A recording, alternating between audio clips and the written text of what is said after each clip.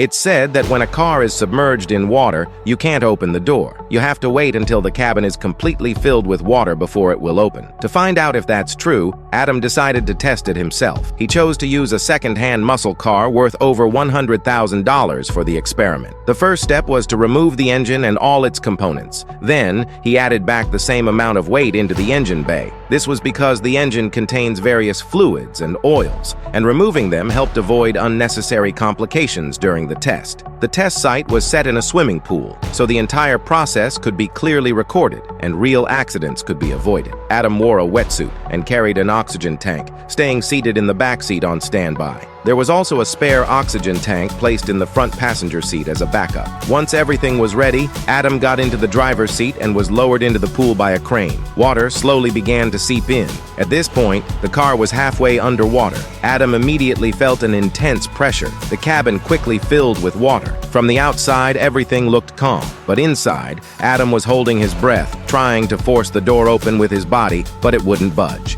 Eventually, he couldn't hold his breath any longer and had to use the oxygen tank. Only once the cabin was completely filled with water was he able to open the door and swim to the surface. But by then, it was already too late. The entire process had taken 3 minutes. In a real emergency, an average person would have missed the best chance to escape. So now the question is, can you open the door before the car fully sinks?